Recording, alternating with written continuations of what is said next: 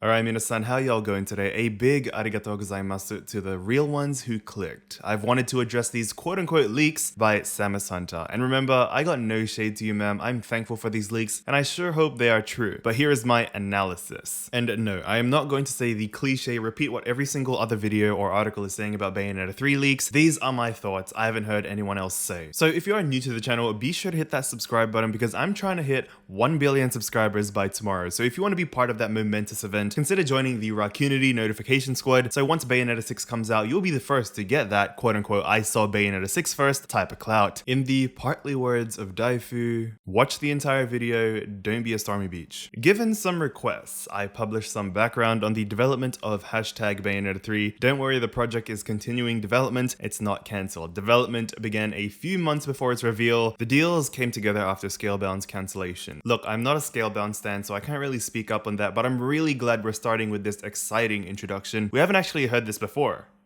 Ever. Mr. Kamiya and PlatinumGames were looking for their next flagship project, presenting several projects to the partners they worked with, including Nintendo, proposing the development of Bayonetta 3, which accepted the request and funded the sequel. Right, okay. By the way, guys, I am live streaming the GamesCom, so get your clown makeup ready. I cannot wait to get finessed again by Bayonetta 3, so make sure to reserve your front row seat in the pinned comment below. Obviously, it wasn't the only Nintendo project they were working on. Astral Chain had started to be at a good point. It was expected from the start that Bayonetta 3 would not receive too much visibility, until Astral Chain would not come out in its marketing year. The teaser was decided more at the behest of PlatinumGames to assure the fan base that after the portings of the first two titles, the series would continue. Unfortunately, development is taking longer than necessary, so here are the main reasons. Oh my, finally. I think next time start the leak from here. An ambitious project. Unlike Astral Chain, where the team from the beginning had designed the game at 30 FPS, for Bayonetta 3, the team wants to aim for 60 FPS without sacrificing graphics. This has brought complications in development, even to optimize the engine as much as possible. Yeah, I think that really fits quite cleanly with the Platinum engine they teased 2 years ago. So far, I feel like putting this leak on the chart of, let's say, things literally everyone knows. But let's keep going. Incorrect development time forecasts. The team had assumed a cycle of 3 years of development, a few months more than the second title. Really? A few months more? Bayonetta 2 was rushed. Oh, okay. But Bayonetta 2 was born recycling the base of the first, even at the level design, and some ideas were already finalized even before the Nintendo funds. With Bayonetta 3, most things were recreated from scratch, leading to longer development times. I don't know if I read that wrong or if I read that incorrectly. I don't think it's going to take 3 years plus a few months more than the second title.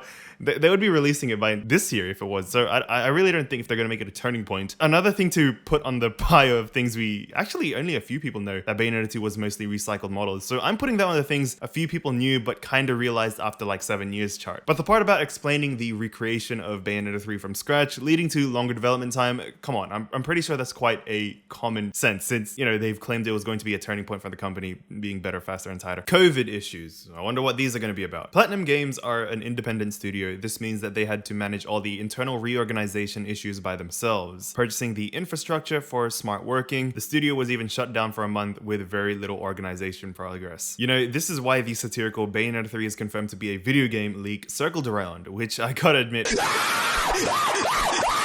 we got a recap of the last 7 years in this. This whole thing was a recap. But the part where they had to manage all the internal reorganization issues by themselves and purchase equipment, I have to admit, is something I didn't know. That's so specific that would have only have been known by an insider who heard it from a Nintendo official, who heard it from a PlatinumGames official, or even a PlatinumGames janitor. By the way, there is nothing wrong with being a janitor. I respect the hustle to get their bag, and they are as important as the CEO. But come on, Mina-san. At this point, I think this is the most believable part of this leak. But again, at the same time that seems pretty common for, I don't know, every single company on Earth. Basically, several months of development were skipped and all of their projects suffered major delays. Nintendo doesn't want to rush the project and will only release it when it meets a certain level of quality. The project is ambitious, and there are also plans to expand the online mode. Okay, I like what I'm hearing. So the wait will be worth it. In the end, the huge wait is due to the mishandling of the announcement made too early, combined with some management issues related to COVID and too much projects developed.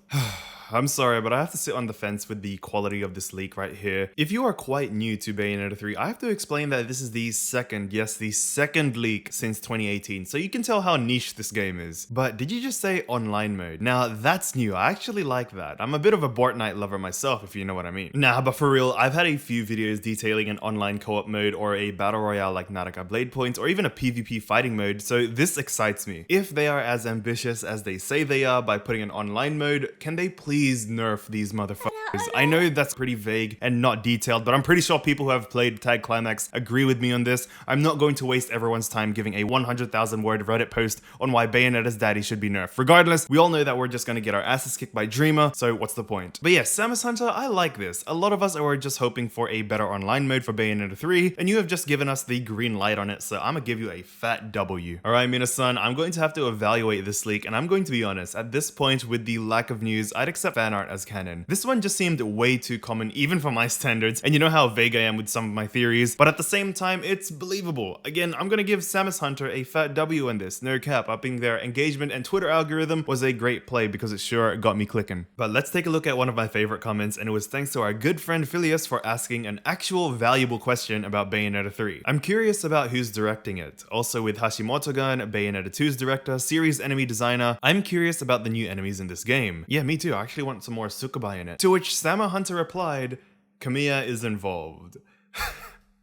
Alright, that chart's coming back on again. I think that belongs to the things literally everyone knows. And from this, I feel it's one of the most obvious leaks that now feel like a troll. And what I mean by that is anyone could have said this. Heck, I could have said this. Actually, Mr. Kamiya could have said this and everyone would have shrugged it off and said, ah, he's talking shit. Now that you think about it, this question was the golden ticket. This, Phileas, you had the golden ticket. And it was cut in half by Samus. If this was answered properly, it would have given us hints to what the game would be like in terms of lore and gameplay, but in this case, no. Also, Mina-san, I'm not going to stroke my own giant chicken and be like, this is exactly what I've been thinking, big brain, 200 IQ play. No, this is what everyone's been thinking, and to be honest, it's really likely to be true. But it's that kind of true that nobody asked for, like that kid who got so excited to say the answer after the teacher said it. We find out the answer is 10. Oh, so sir, if I use this formula, will the answer equal 10? Yes. So let's bring out that chart again. Yeah, I know why Dyfo does this, it's actually so fun. But in all seriousness, Samus Hunter, I got no beef with you. I respect you and your craft and applaud your leaks. Actually, we should collaborate and make a proper amazing leak. I'd love to quote unquote team up, join forces, Avengers Endgame style to make a plot leak about Bayonetta 3 and Eggman. Come on, Samus, if you're watching this, hit me up on the Bird app and let's make it happen. However, to be honest, if I have to save you some time, I can summarize the Samus Hunter leaks with this. This was the thing that made me think, you know what, I like this. But anyways, Mina-san, if you enjoyed this video, make sure to like and subscribe and let me know down below what you think. I'm sure the Onisamas and the Onesamas have a lot to say about this. I'm Rakunx, and never get disheartened.